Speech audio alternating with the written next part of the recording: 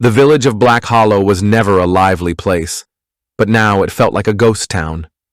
Thick, morning fog clung to the cobblestone streets, muffling sound and swallowing light. The kind of fog that made you feel watched. Martha stood at the edge of the woods, her breath coming in short, panicked bursts. Just moments ago, her son Liam had been right there, pushing his toy truck through the dirt, making engine noises with the boundless energy of an 8-year-old. She had turned away for only a second, just to fetch the laundry from the line, and when she looked back, he was gone. Not just gone, vanished.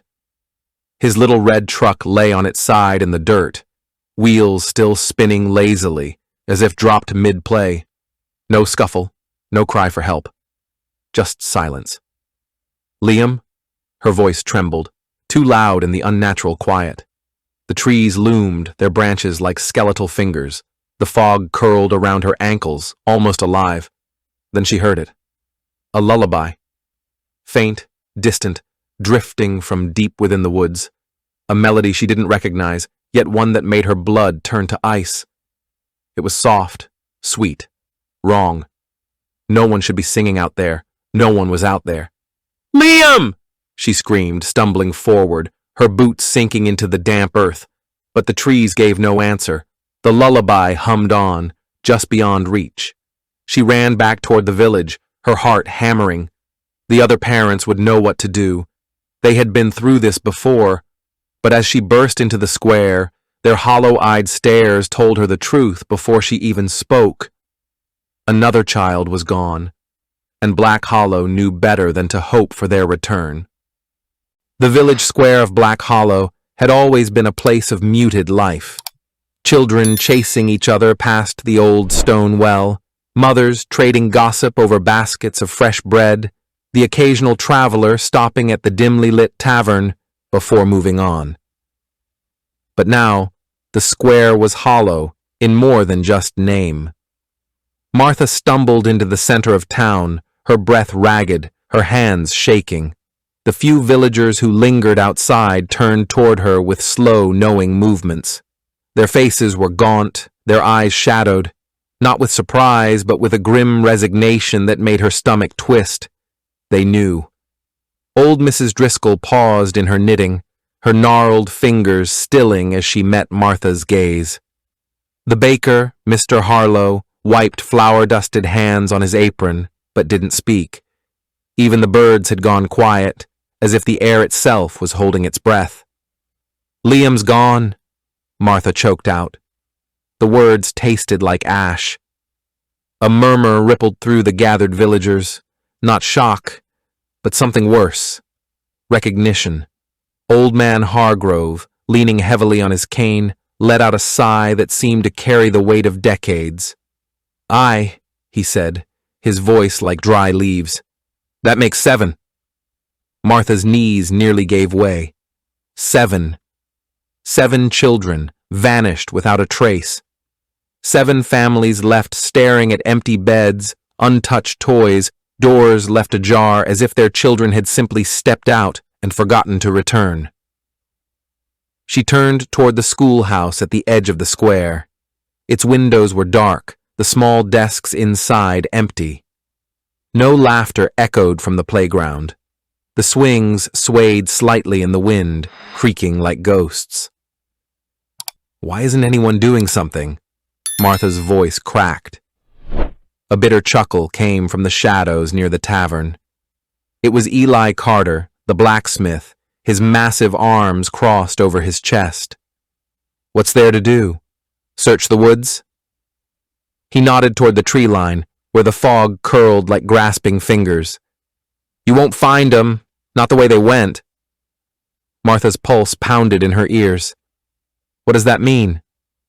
No one answered. Then, from the doorway of the chapel, Reverend Cole spoke softly. "We've all lost someone, Martha, some of us more than once."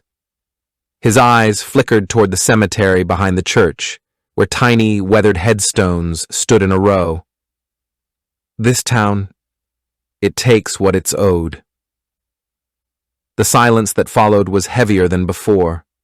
Martha looked around at the hollow faces of her neighbors, people she had known her whole life, and realized with a creeping horror that they weren't just grieving. They were waiting for the next child to disappear, and worst of all, they had already accepted it. The crunch of gravel under tires was an alien sound in Black Hollow. Detective Rebecca Voss stepped out of her car, the slam of the door echoing too loudly in the suffocating quiet of the village square. She adjusted her coat against the damp chill that clung to the air, thicker here somehow, like the fog had weight to it. The villagers had noticed her the moment she crossed the town line. She felt their stares before she saw them, faces half hidden behind curtains, figures pausing in doorways, all watching with the wary stillness of prey, sensing a predator. Rebecca was used to being an outsider, but this was different. This wasn't just suspicion, it was fear. The sheriff, a gaunt man with shadows under his eyes like bruises, met her at the steps of the town hall. "Didn't think the state would bother sending anyone," he said, voice rough. "Not for us." Rebecca kept her tone neutral. 7 missing children in a month is more than enough to bother about. Sheriff Pike. A muscle twitched in his jaw. He looked past her, toward the woods. "You won't find anything." "That's not how investigations work." She pulled out her notebook, flipping to a fresh page. "I'll need to speak with the families, starting with Martha Cole. Her boy was the most recent." Pike exhaled through his nose but didn't argue. As he led her down the main street, Rebecca cataloged the details of the dying town, the boarded-up storefronts, the way the few remaining children clutched their mother's hands a little too tightly, the unnatural absence of laughter, and the silence. God, the silence. Martha's house was a small, weathered thing at the edge of the village, its garden overgrown. The woman who answered the door was hollow-eyed, her grip white-knuckled around a chipped coffee mug. "You're wasting your time," Martha said, before Rebecca could introduce herself properly. "They're gone. You don't come back from where they've gone." Rebecca frowned. "Mrs. Cole, I understand you're grieving, but if there's any detail—" "You hear it first." Martha's voice dropped to a whisper. "A song. Like a lullaby, but wrong. That's how you know it's taken them." A chill crawled up Rebecca's spine. She'd read the reports, of course. The other parents had mentioned the music. But hearing it here, in this dim kitchen with Martha's cracked voice and Pike's tense silence, made it feel less like a detail and more like a confession. Before she could press further, a flicker of movement caught her eye through the window. A child stood at the tree line, pale, too still, watching the house with unblinking eyes. Rebecca turned to point, but when she looked back, the figure was gone. Pike's hand clamped down on her shoulder. "Don't," he said quietly. "Some things are better left lost." Outside, the wind carried the faintest strain of music.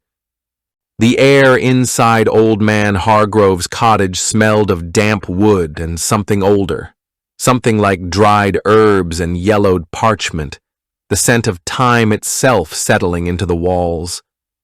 Dust motes floated in the thin shafts of light that pierced through the grimy windows, and the fire in the hearth crackled low, casting long, wavering shadows that seemed to shift when Rebecca wasn't looking directly at them. Hargrove sat hunched in a threadbare armchair, his gnarled fingers curled around a pipe that hadn't been lit in years.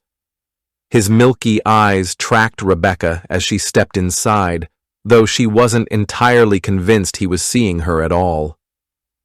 "You're the one they sent," he said, his voice like dry paper. Not a question. Rebecca nodded, pulling out her notebook.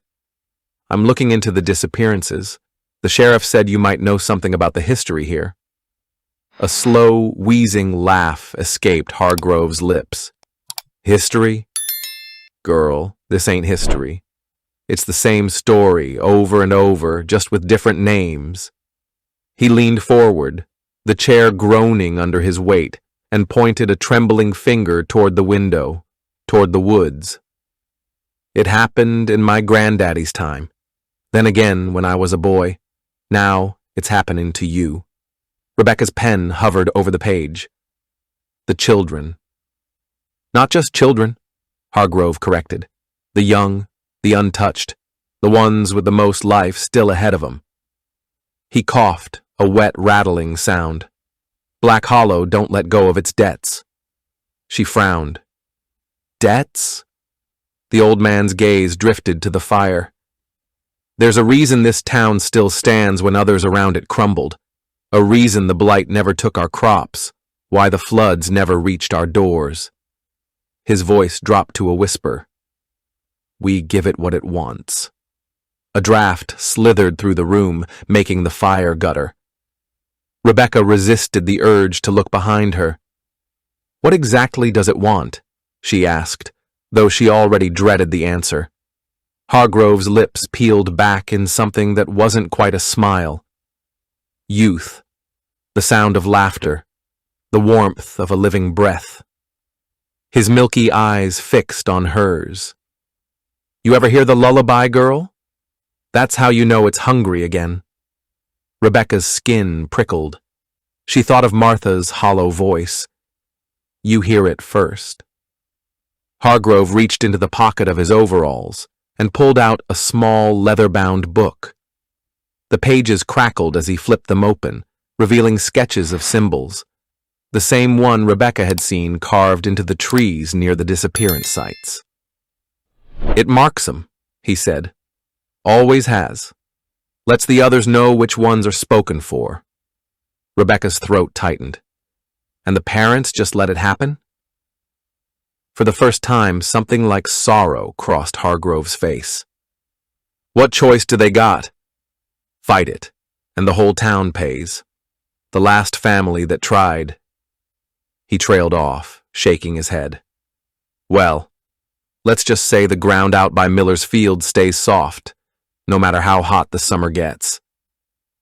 Outside, the wind picked up, howling through the trees like a chorus of distant voices, and beneath it, so faint she might have imagined it, Rebecca could have sworn she heard the first few notes of a lullaby. The rain had been falling for hours when the knock came. 3 slow, deliberate thuds against Martha's front door, each one heavier than the last. Rebecca, who had been poring over Hargrove's journal by lamplight, froze mid-sentence.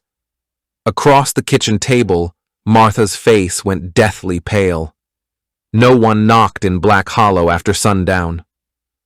Rebecca reached for her sidearm before she even realized she was moving. Martha stood so quickly her chair clattered to the floor, but she didn't go toward the door. Instead, she backed away, her hands trembling as they pressed against her mouth. No, she whispered. It's too soon.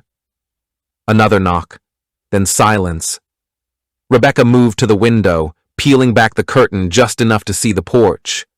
The rain slashed sideways in the wind, but there was no mistaking the small figure standing motionless in the shadows. A child. Jesus Christ, Rebecca breathed. She knew that blue coat, that tangled mop of hair. She'd seen them in the missing persons photos. Emily Miller, 6 years old, vanished 17 days ago. But the girl on the porch wasn't screaming for help, wasn't crying. She just stood there, her face tilted up toward the door, as if waiting for an invitation. Rebecca yanked the door open before Martha could stop her. The storm rushed in, carrying the scent of wet earth and something else, something sickly sweet, like rotting flowers. Emily didn't react to the sudden light or the noise. She didn't react at all. Her skin was too pale, waxy under the porch light. Her clothes were clean, dry despite the downpour, and her eyes, oh God, her eyes. They weren't Emily's eyes. Too dark, too still, pupils blown wide and black, swallowing the irises whole. Emily. Rebecca crouched, hand outstretched but not quite touching. Can you hear me? The girl's head tilted slowly, mechanically. A strand of damp hair slid across her cheek, but she didn't brush it away. Then she smiled. It was all wrong. Too many teeth, too wide, like her face was splitting at the seams. Behind Rebecca, Martha made a choked sound. Don't let her in, she gasped. That's not Emily. That's not my goddaughter. As if summoned by the words, the girl's mouth opened. What came out wasn't speech. It was the lullaby. The same one from the woods, the same one Martha had described. A thin, reedy melody that shouldn't have been possible for a child's voice to produce. It slithered through the rain, through Rebecca's bones, settling in her skull like a parasite. Emily took a step forward. Rebecca slammed the door. The knocking started again immediately, louder now, frantic, fists pounding against the wood in a rhythm that matched the lullaby's beat. The entire frame shuddered with each impact. Martha was sobbing, clutching at Rebecca's arm. They always come back first, she choked out. Just one. To let us know the others are coming. Outside, the knocking stopped. Silence. Then, from every direction at once, from the woods, from the village square, from the very air itself, a chorus of children's voices took up the lullaby. And this time, they were getting closer.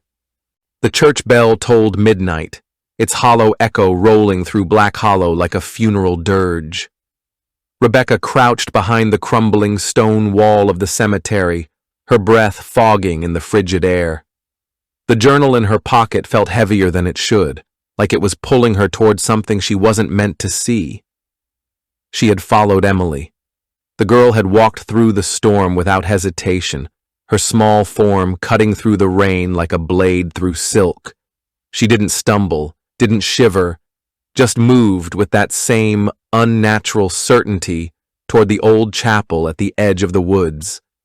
And now, through a crack in the boarded-up windows, Rebecca watched the impossible. The villagers stood in a circle, their faces lit by the guttering light of black candles. Reverend Cole stood at the center, his robe stained with something dark and glistening.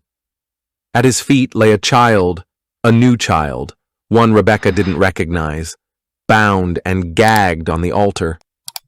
Emily walked toward them, her steps too precise. The villagers parted for her without a word.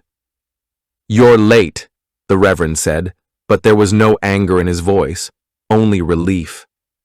Emily tilted her head.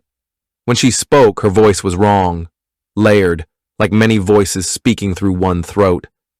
"The woods are hungry." A murmur ran through the crowd. Rebecca recognized faces in the flickering light. The sheriff, the baker, Martha, her cheeks wet with tears but her jaw set. They were all in on it. Reverend Cole raised a knife. The blade caught the candlelight, its edge serrated with strange markings. "Then we feed it," he said. The child on the altar began to whimper. Rebecca's hand flew to her sidearm, but before she could move, a cold breath whispered against the back of her neck. "You shouldn't be here." She whirled around. Old man Hargrove stood behind her, his milky eyes reflecting the candlelight like an animal's. His grip on her arm was shockingly strong. "This is how we survive," he hissed.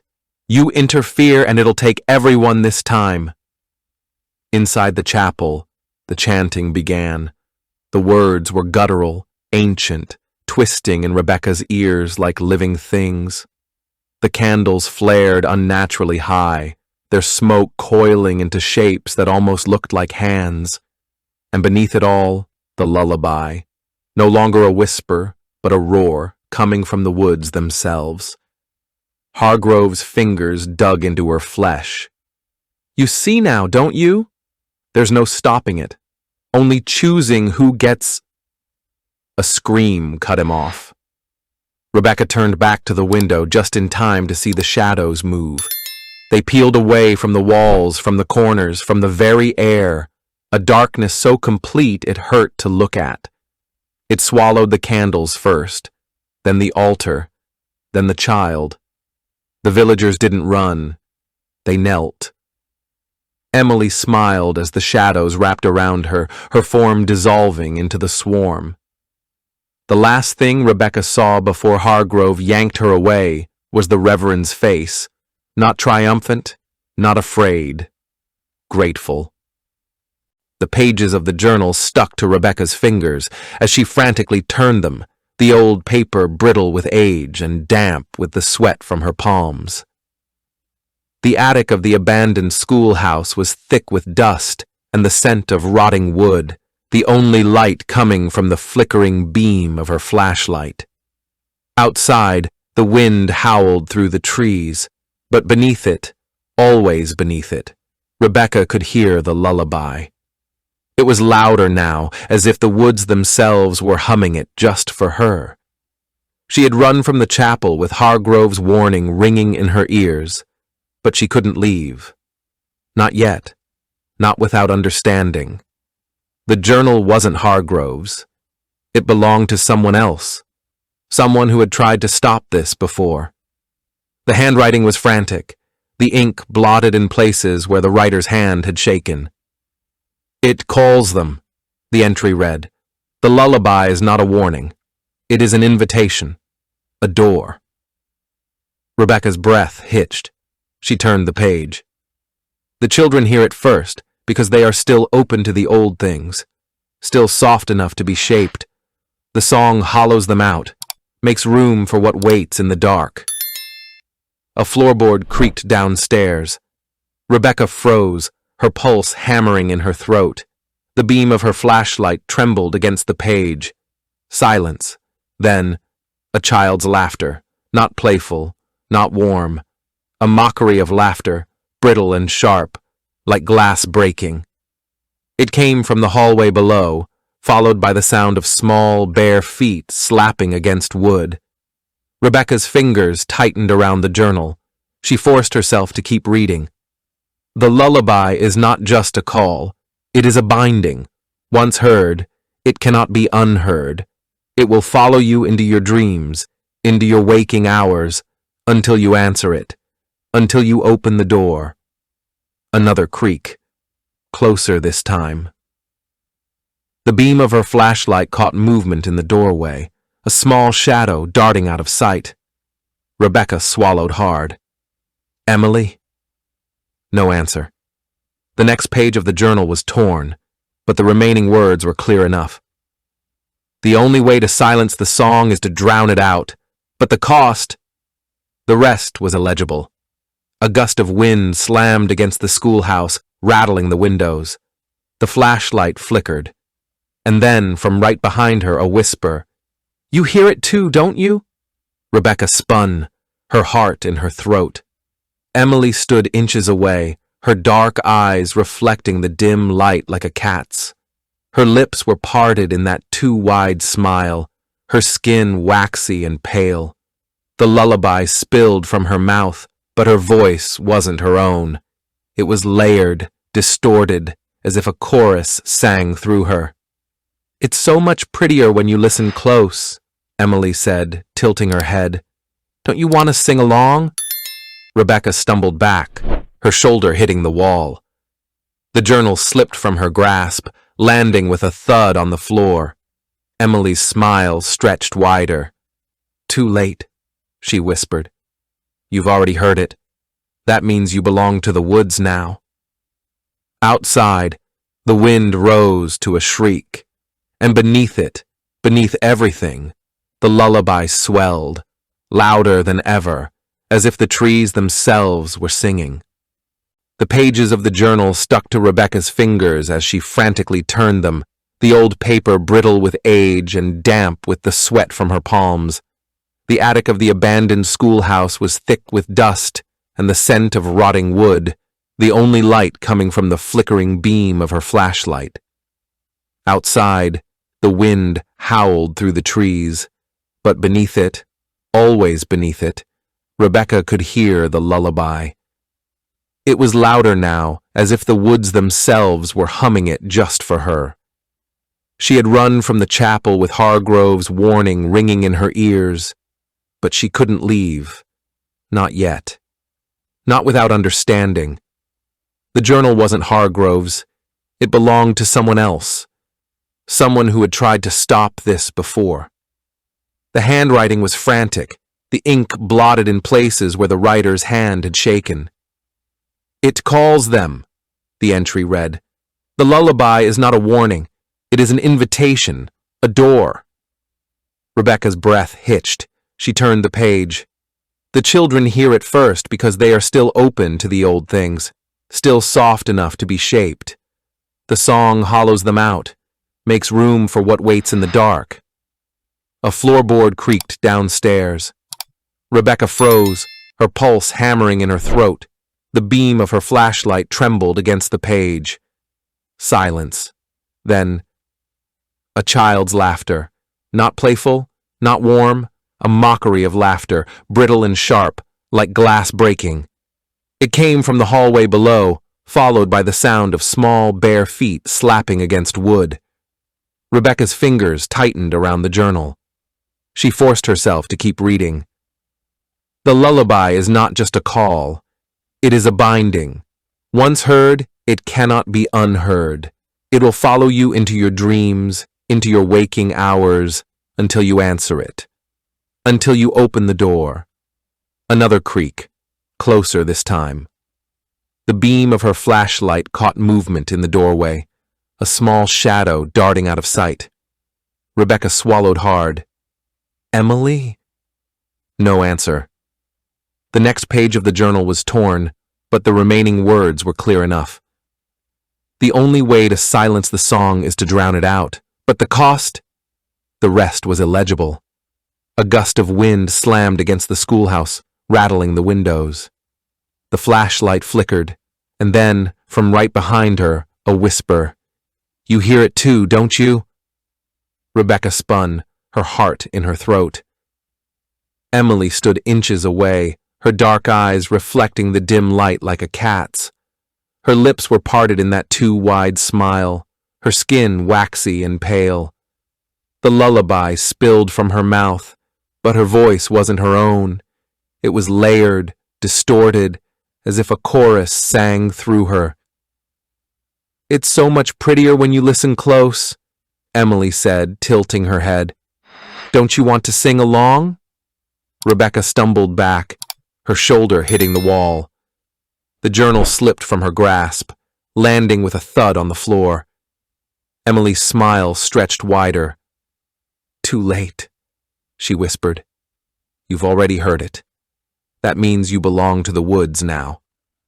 Outside, the wind rose to a shriek, and beneath it, beneath everything, the lullaby swelled, louder than ever, as if the trees themselves were singing. The road out of Black Hollow stretched before Rebecca, swallowed by the same endless fog that had choked the village for weeks. Her car keys dug into her palm as she ran, her breath ragged in the cold air.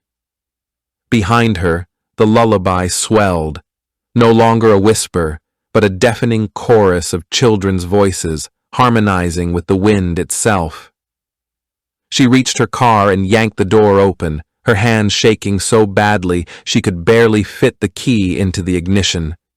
The engine sputtered to life. "Just drive. Don't look back." But as she slammed her foot on the gas, a small figure stepped into the road. Emily. The girl stood motionless in the headlights, her arms limp at her sides, her face eerily calm. The lullaby poured from her lips, but it wasn't just her voice anymore. It was layered, distorted, as if 100 throats sang through hers. Rebecca's knuckles whitened on the steering wheel. "Move," she whispered. "Move, damn it." Emily didn't. The car tires skidded as Rebecca braked hard, stopping just inches from the girl. For a heartbeat, there was silence. Then Emily smiled. "You can't leave," she said. tilting her head. "The woods won't let you." Behind her, shadows moved. Figures emerged from the fog. Dozens of them, all children, their eyes too dark, their faces too still. The missing, the taken, the hollowed-out things that had once been someone's sons and daughters. They stepped forward in unison, their mouths open in silent song. Rebecca's breath came in short, panicked gasps. She threw the car into reverse and screamed as small hands slammed against the rear windshield. More of them, everywhere. They pressed against the car, their palms leaving smears of something dark on the glass. The lullaby was everywhere now, inside her skull, under her skin, vibrating in her bones. Emily leaned forward, her forehead touching the driver's side window. "You heard the song," she whispered, her voice suddenly clear despite the cacophony. "That means you belong to it now." The glass frosted over where her breath touched it. Rebecca's vision blurred. The lullaby was all she could hear, all she could think about. It filled her, consumed her, made her fingers go slack on the wheel. The last thing she saw before the darkness took her was Emily's smile, wide and knowing, as the car doors unlocked themselves. The first thing Rebecca noticed when she woke was the silence. No lullaby, no wind, no whispering voices, just the dull, rhythmic ticking of a clock and the sterile scent of antiseptic. Her eyelids felt heavy as she forced them open, blinking against the fluorescent lights of a hospital room. A nurse stood by the window, her back turned as she adjusted the blinds. When she noticed Rebecca stirring, she offered a polite, practiced smile. "Welcome back," she said. "You gave us quite a scare." Rebecca's throat was dry, her voice a rasp. "What happened?" The nurse's smile didn't waver. "You were found on the side of the road near Black Hollow, dehydrated, disoriented. You kept saying something about children." A pause. "Do you remember anything?" Rebecca's hands clenched around the stiff hospital sheets. Fragments surged. Emily's smile, the lullaby, the shadows moving like living things. But the memories slipped like smoke through her fingers, dissolving before she could grasp them fully. "No," she lied. "Nothing." The nurse nodded, jotting something down on her clipboard. "That's normal. The doctor says you'll be discharged tomorrow. A colleague of yours is here to take you home." Rebecca frowned. "Colleague?" The door creaked open. Sheriff Pike stood in the doorway, his hat in his hands, his expression unreadable. "Detective," he said, nodding. "Glad to see you're awake." The moment their eyes met, Rebecca knew. He wasn't here to take her home. He was here to see if she remembered. And the way his shoulders relaxed when she didn't, the way his grip tightened on his hat, told her everything. They'd done this before. As the nurse excused herself, Pike stepped closer, his voice dropping to a murmur. "You're lucky we found you when we did. Black Hollow. It's easy to get lost there." Rebecca stared at him, her pulse steady, her face blank. She didn't believe him, but she understood now. The town would survive, the cycle would continue, and she, whether she remembered or not, was part of it. When Pike turned to leave, Rebecca's gaze drifted to the window. Outside, in the parking lot, a small figure stood beneath a flickering street lamp. A child, watching, waiting. And though no sound passed through the glass, Rebecca could feel the lullaby humming in the back of her skull. Quiet, patient, inevitable. Thanks for watching. If you enjoyed this video, hit that like button, subscribe, and ring the bell for more. Let me know your thoughts in the comments. I'd love to hear from you. See you in the next one. Bye for now.